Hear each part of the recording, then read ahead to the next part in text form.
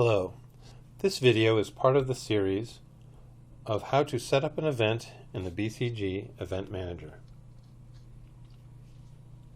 The first part of setting up an event is adding your new event, and to do so you will click Configure,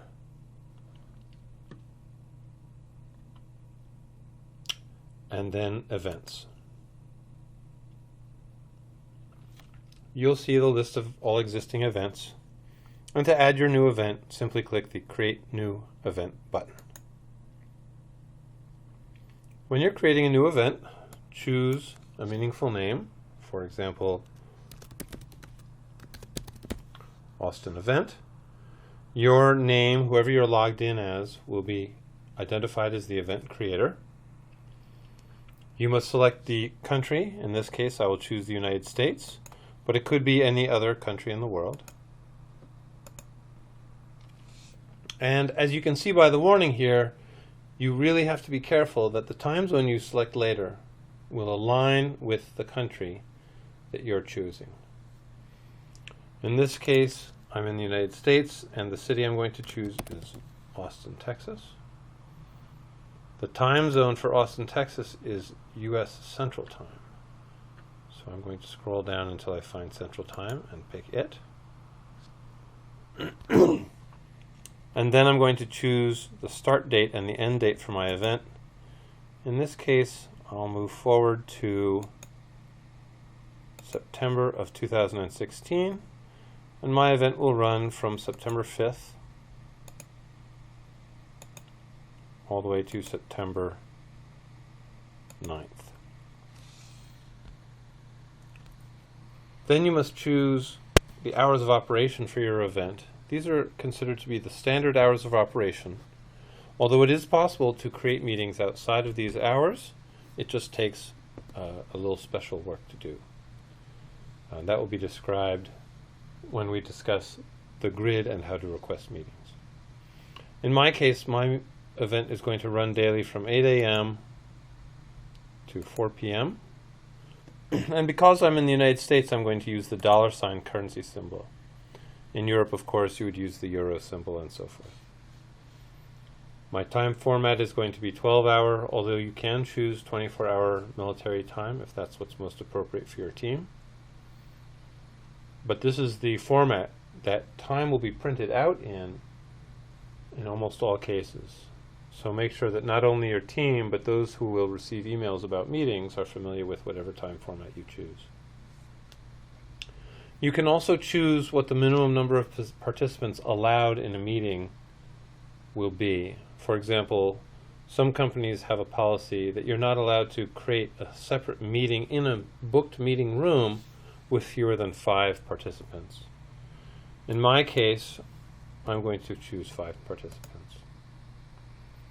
The next step is to add administrators to the admin list.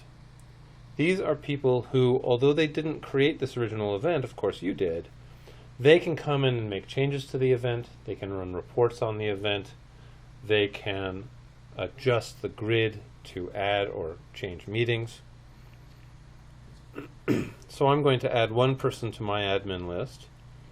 I'm going to choose the user Alice Edelman, who is a sample user in this case.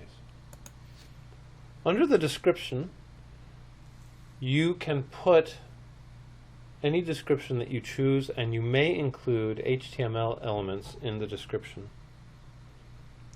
This description will show up on the request meeting screen, which is the screen used by regular people, not administrators, when they want to request for meetings to be booked. So rather than write a long description right now, I will simply put, this is my description,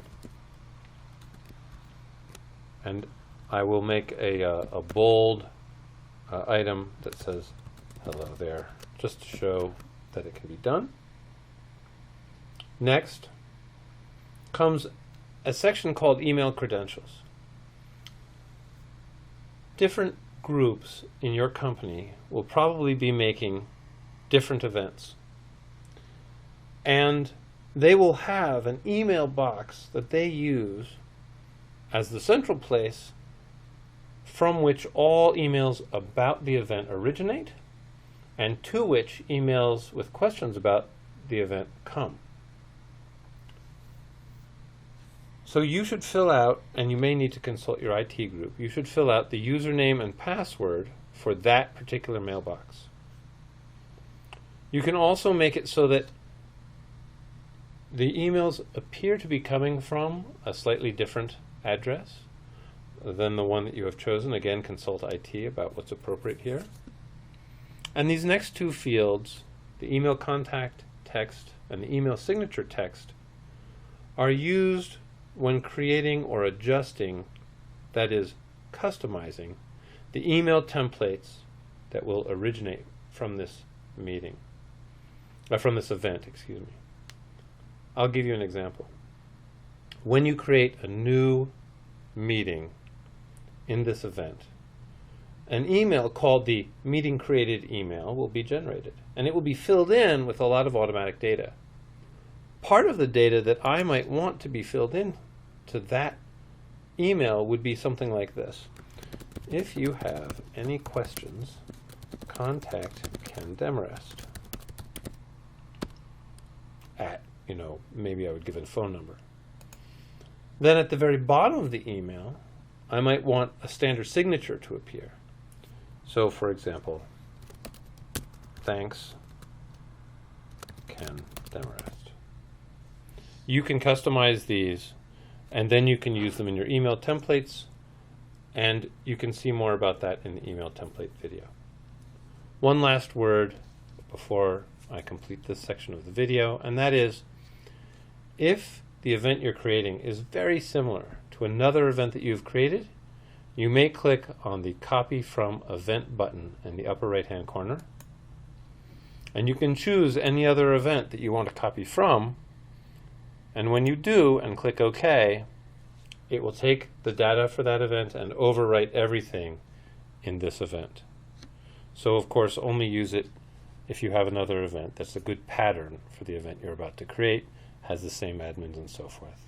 After you do the copy, you can continue customizing if you wish. That's all there is to this. The next video in this series will be about how to add hotels to your event and rooms in the hotel and setting up those rooms. In the meantime, I'm going to click Create and let this new event get created.